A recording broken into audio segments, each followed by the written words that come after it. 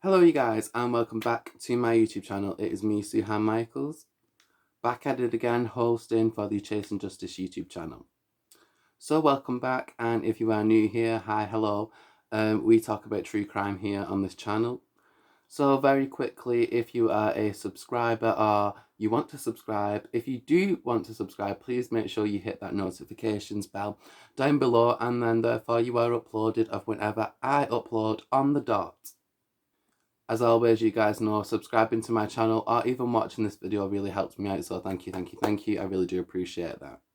If you would also like to like today's video, feel free to comment, and please share this video if you guys want to. Also, very quickly before today's video starts, I just want to say, if you are curious as to where I got my information from or credited sources, you can find that information, every single credited source and every little bit of information I gathered is mentioned down below in the description box in the credited sources section. So ladies and gentlemen, without further ado, I present to you today's Chasing Justice case, which is Chasing Justice Season 1, Episode 4, the case of Teresa Riggy, aka the Monster Mother. So for context, a little bit of information for you guys about who Teresa Riggy was before the murders. Teresa Riggy was born in Bakersfield, California in 1963.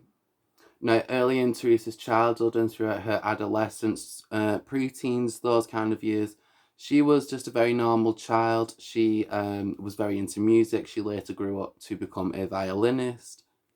Teresa was described as just your average, everyday child, and she was a straight-A student, and she didn't really have much problems, although later on in life she did describe to her children that she didn't like her experience with high school.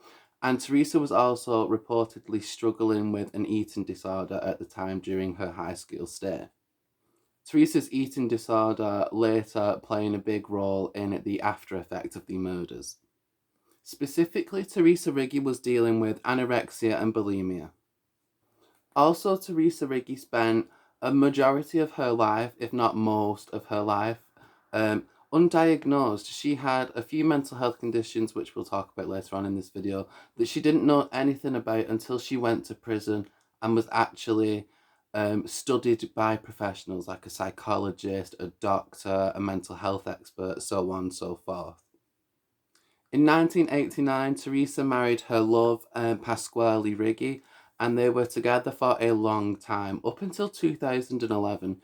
So they were very much in love, and they did have trouble conceiving, and they did later go to IVF. They chose that option, which was pricey, but Pasquale Riggi also worked in the oil industry. He was an oil engineer, so it wasn't like they didn't have a lot of money, although to the average person, IVF is very pricey. They were able to afford it. Pasquale and Teresa Riggy moved to a few different countries before they eventually settled in Aberdeen, which is located in northeast Scotland. The marriage between Pasquale and Teresa was often described as very idyllic, very normal, very picturesque. They were happy, they were very much a lovey-dovey type couple, and they were even more happy when they had successfully got impregnated via IVF. Teresa gave birth to, at first, two twins, one named Austin and one named Luke, and at the time of the murders in 2011, Luke and Austin were 8 years of age, and also she was able to get pregnant again via IVF and gave birth to her daughter Cecilia, who was age 5 at the time of the murders and was set to turn 6 the following Monday. Luke and Austin were born in 2002 and Cecilia was born in 2004. At this time, Pasquale was still working as an oil engineer, so he was out of the house a lot of the time, and Teresa was just your average stay-at-home housewife, although she was a little bit more dominant in her children's life than most parents are, to the point where it was very unhealthy. So as I mentioned prior, Teresa and Pasquale's relationship was very happy, idyllic, etc. until all three children were born. And this is where Teresa's behaviour begins to change. She actually banished Pasquale from their marital bed, and she didn't want to sleep with him anymore. She wanted to sleep with just herself and the 3 babies in the bed.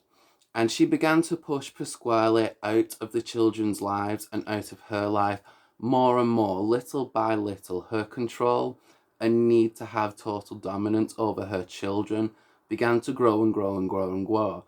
And Pasquale became very concerned about that.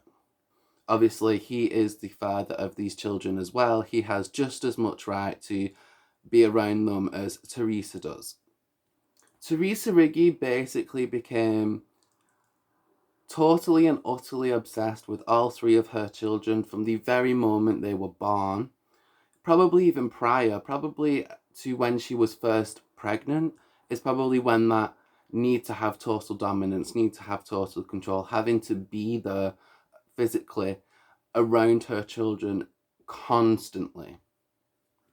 And I think over time, this is just speculation by the way, I think over time her need to control and have everything her way, even if that meant having her children's lives her way, her controlling them, every move they made, I think that just grew and grew and grew as they grew older.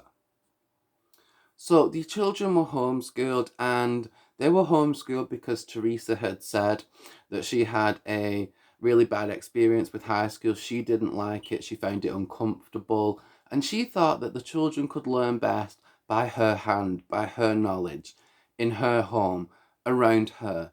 So this need for control, we can see now, is slowly starting to dominate not only Teresa's life, but her children's lives and her husband Pasquale's life. This need for sorry, the stutter. We're used to this by now. But the need for control grew so strong that Pasquale, I think I mentioned this prior, but Pasquale's concerns were getting more and more concerning to him, because obviously these were his children too. And he actually debated on whether or not he should file for a custody battle for the children. Another example that I think is relevant to this particular case of how Teresa's control is way over the top is a time when Teresa Riggy's friend actually recalled a very specific time. Her child was having a birthday party, and basically she invited Teresa and Teresa's children along. Now obviously it's normal when you're a young child for your parents to come to a birthday party with you. That's totally normal. However, the friend later stated that the children had like these bracelet devices on their wrists, and they were like locator type things, and basically all Teresa Riggy had to do was hold the button, the controller thing that she had to these bracelet locator devices, press the button at whichever time she pleased, and these bracelets would beep, beep, beep really loudly, and they would basically notify Teresa Riggy of her children's precise location. Just to show you guys really how over the top this woman's sense of control had to be in her mind, was something as normal as letting your child roam freely in the backyard at a children's birthday party. Teresa Riggy can't even do that. She has to have locator bracelet device things on her children's wrist. And whenever she's paranoid, or whenever she thinks something's wrong, or whenever she gets worried in her own mind, she just flips that button on the controller and it will just beep, beep, beep. So it was around this time that Pasquale had decided, okay, this behaviour is now concerning to the point where I need to actively pursue getting custody of these children, whether that be supervised vision of the children, or whether that be full custody of all 3 children altogether collectively as a whole. Because at this point, Teresa's obsession, need for control, paranoia, narcissistic sense of self, and how everything has to be her way at all times, and she will do anything to get it to be, even if it can't be exactly how she wants it to be, she will get it to be as close to how she wants it to be as possible. And her obsession with her children was now at a point where they had absolutely zero, like zero, total. She had total control of their lives, and obviously because they're children, they don't have a say in the matter. But Pasquale does, and Pasquale is going to now actively attempt to get these children. I believe at first it was to get supervised visitation with the children, and then Teresa was deciding she didn't want to play fair game. So Pasquale later on did inform Teresa that he was actively going to pursue full custody of all three children, which was to have absolutely horrific consequences. So, as always, just again, very quickly, this is Pasquale Riggi. He did an interview shortly after the murders. If you guys are interested, I will link it down below. And yeah, just a trigger warning, these next parts, especially when we get into the description of the murder, can be triggering. And I understand, I understand it could be disturbing, and that my viewers may not want to watch that. So if you guys want to skip ahead, I'll put a timestamp down below in the description box for you guys. And if you just want to exit off the video, because we will be talking about the murder from here on out, I understand, I respect it, I'll see you in the next one. So this same friend that was interviewed prior also recalled another story of the exact time that Pasquale had informed Teresa via a phone call that he was going to go for full custody of all three children.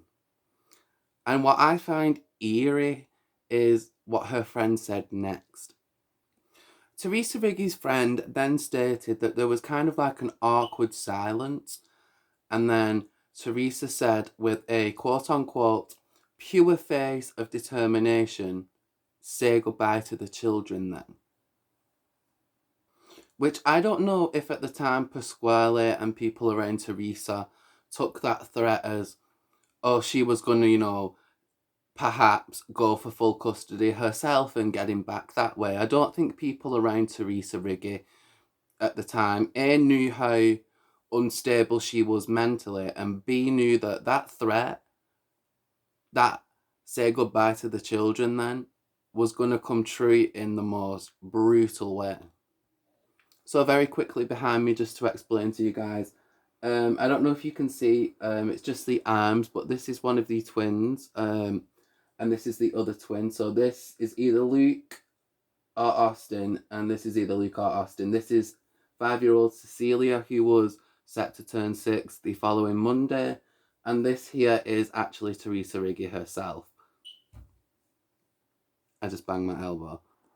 By the time of July 2010, Teresa Riggy had actually moved out of the family home in Aberdeen and relocated herself to a flat/townhouse in Nottinghamshire. And then I believe she moved somewhere again. I believe it was Slateford Road, which is in Edinburgh. Sources vary on whether it was Nottinghamshire or it was, let me just check my notes, Edinburgh. I couldn't really find them, like I've mentioned before. I'm not going to put information in my videos that I'm not 100% sure about unless I add possibly, or this is a theory, or take it with a grain of salt.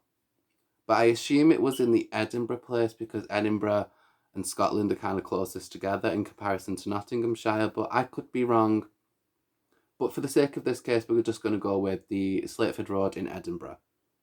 So Wednesday, the 4th of August 2010, Edinburgh Police, Fire, Investigating Services, Ambulance, all of the emergency services you can think of began to receive phone calls because there had been a gas explosion, which obviously people outside had seen and heard, and people could hear this for quite some distance, and obviously a lot of people saw the explosion. So obviously investigating services rushed to the scene, and they were found with something that was just really heartbreaking. Now, at the time, Teresa Riggy had either thrown herself out of the balcony on the 2nd floor or she fell out. I couldn't really find a conclusive, definitive, full 100% proof answer. So I'm just going to have to say allegedly, so she could have possibly slipped and fell out the window, which doesn't seem likely, but you're free to make up your own opinion. Or she intentionally jumped out, which will make sense to you guys a little bit later on in this case as the chase for justice continues. And Teresa Riggy, she suffered a broken arm, a broken leg, a punctured lung. She also had some cuts to her neck, to her wrist, and some self-inflicted stab wounds. And she was taken to a nearby hospital, and the stab wounds, by the way, were allegedly self-inflicted. She was taken to the hospital, and she did take a few weeks to recover before she could be questioned. So when it was safe for investigating services and police to enter Teresa Riggy's home, they were met with something truly horrific. They found the bodies of the 8-year-old twins, Austin and Luke, and 5-year-old Cecilia, who were all laying on the floor, deceased, and they had a total collectively, each child individually had been stabbed 8 times.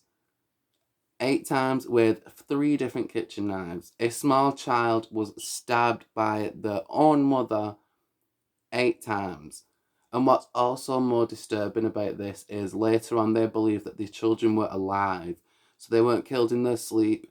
They weren't given the courtesy of being, drugged or anything, because, if she was going to kill them, she could have at least put them out of their misery before she did that, or she could have chosen a way that was less brutal. She shouldn't have killed them anyway, but like I said, she was unstable and she got pushed over the edge. I'm not making excuses because obviously I don't agree with what she did, but we do have to look at the fact she did have a lot of undiagnosed mental health illnesses at the time that played a huge factor in this, although it's not an excuse.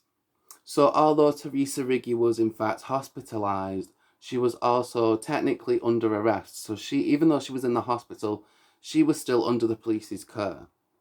Because obviously she was the only person at the scene that was alive. She was the only one in close proximity. And she was probably the only witness. Well, she was the only witness, but at the time police were thinking she probably was because they had no idea what had happened for sure.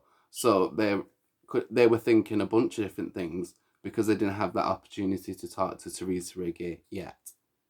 Teresa Riggy was classed as being stabilised but in a serious condition.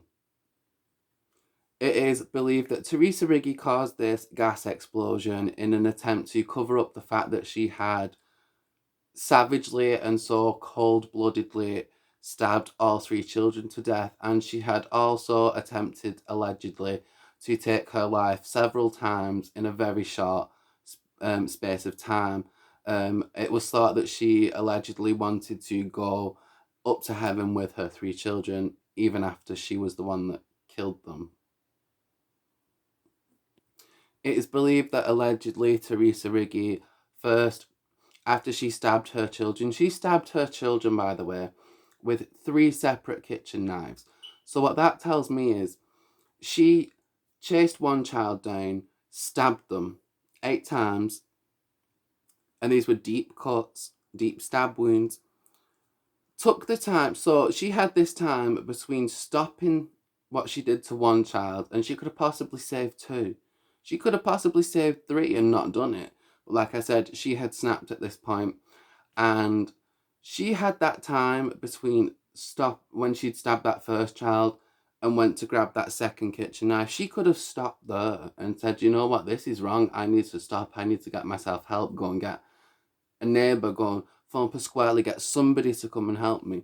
But no, she went into the kitchen drawer and grabbed a second knife, chased the next child down, held this child down, stabbed them 8 more times. So there's now 2 children dead. And again, she has that little window of opportunity to say to herself, whoa, I need to stop. What I'm doing is totally messed up. I need to get myself help.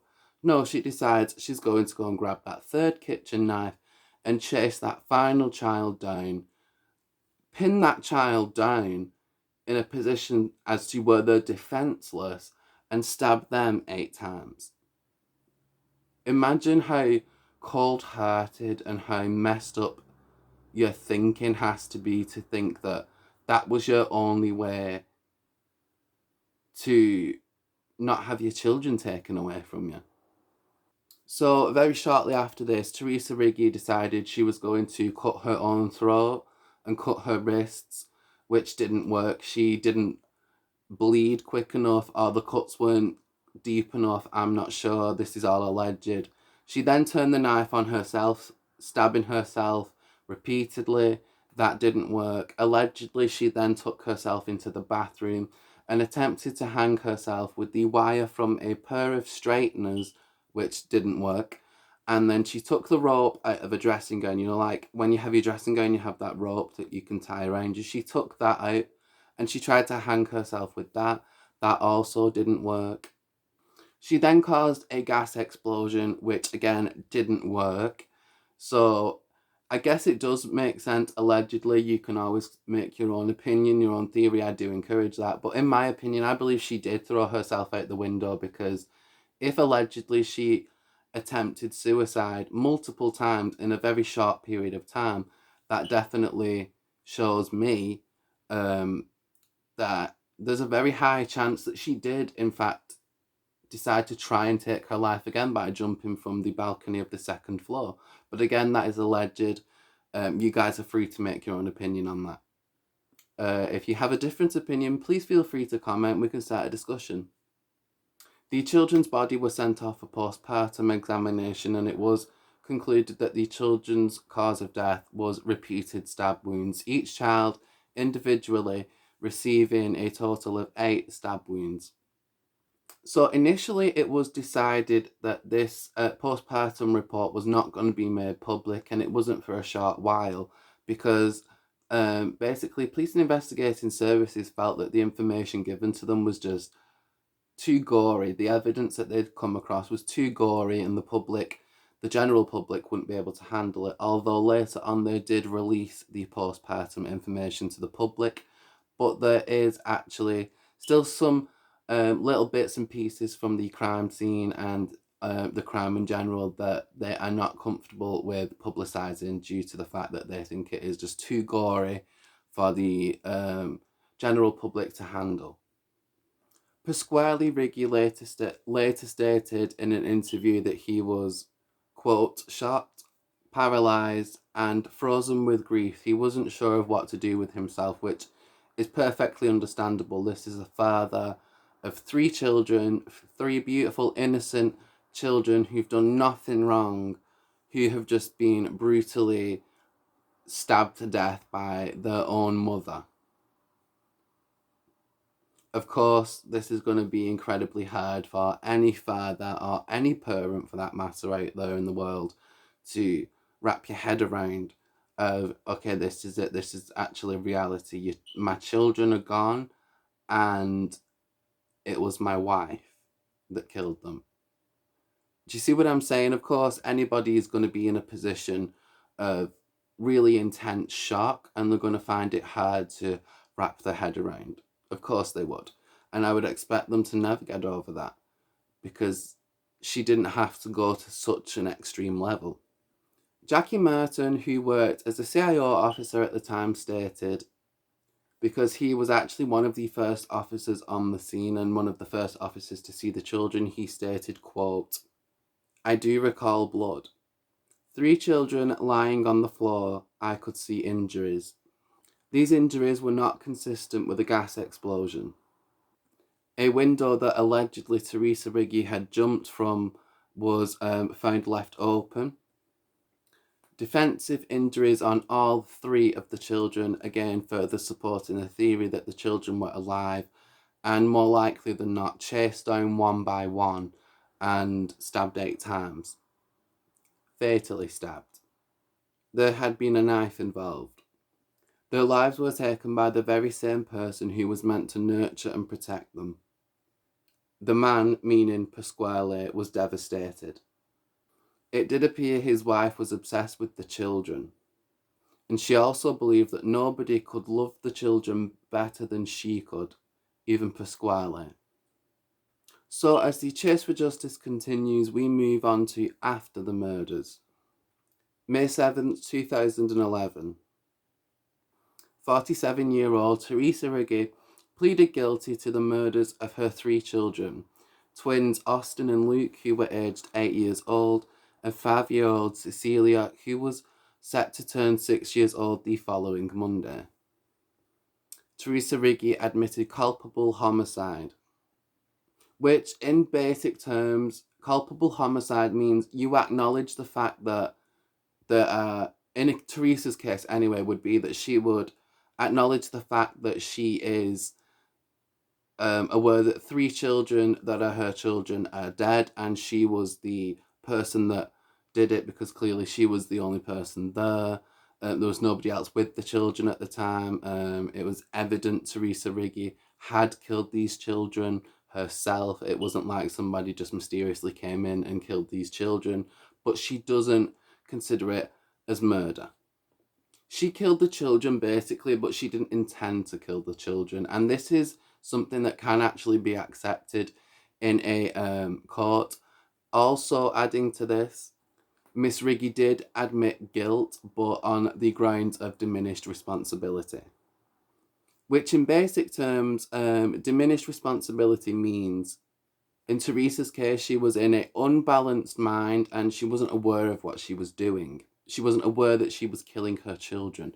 She wasn't aware in her mind that she was chasing these children down and going to grab 3 separate kitchen knives each time and stabbing her children, which to us seems bizarre but can actually be accepted in a court of law. It does actually stand as a valid reason if you can prove that.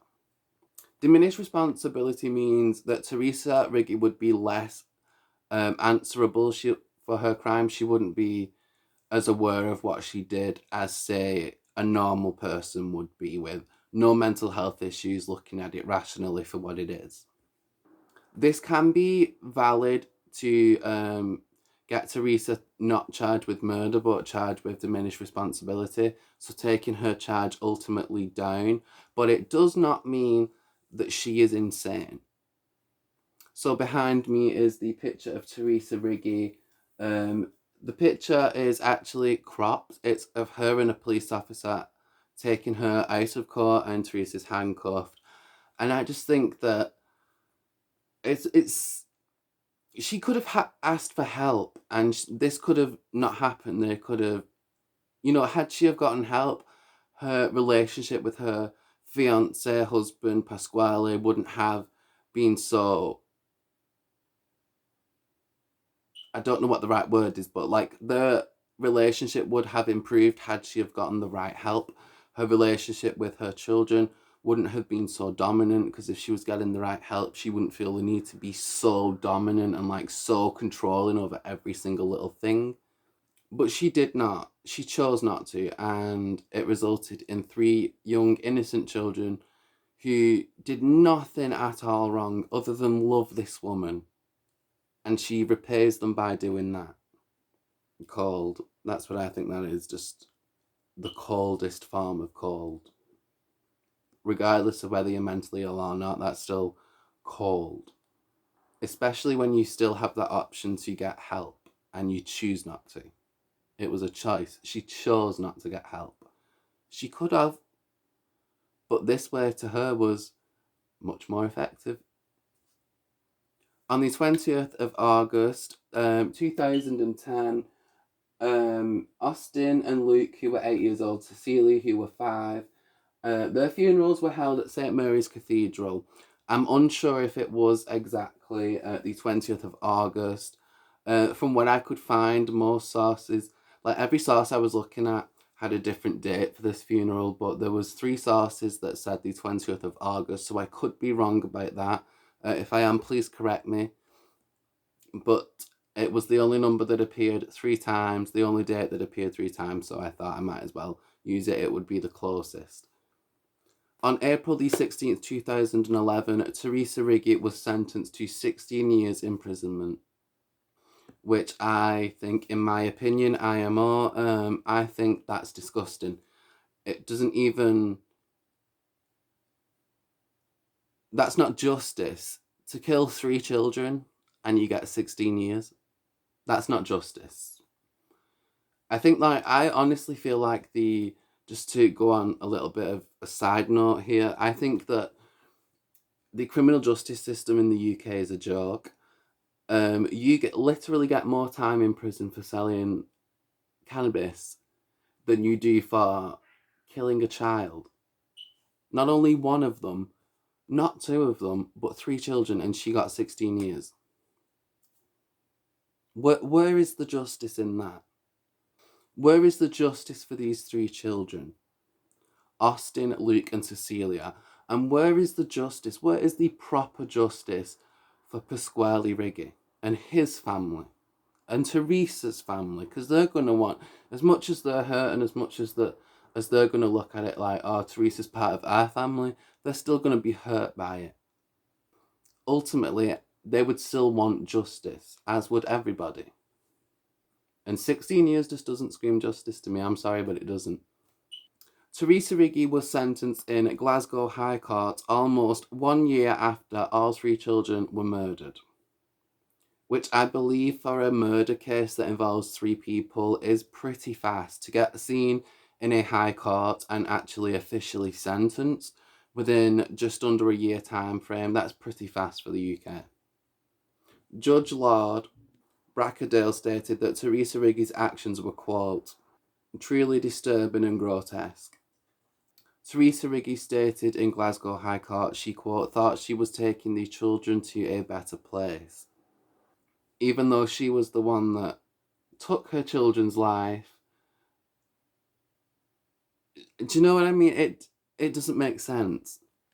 Stabbing your children to death is not taking them to a better place. It's killing your children. In my personal opinion, you guys are, of course, encouraged to make up your own opinion. But in my opinion, I believe that mental illness did play a role in this crime, but not a total role. It wasn't 100% of the problem. There was definitely some premeditation here. The phone call, the constant need for control, and that eerie threat that she made on the phone call of say goodbye to the children then. That's a direct threat. That's a premeditated threat. She followed through with that threat and killed these children.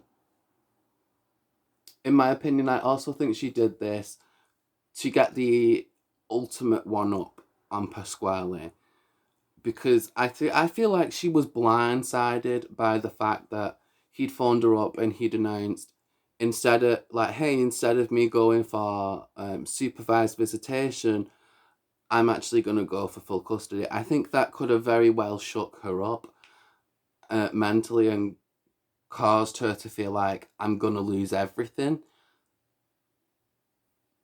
So in her mind, it was probably like, okay, this is you want to play the, this game.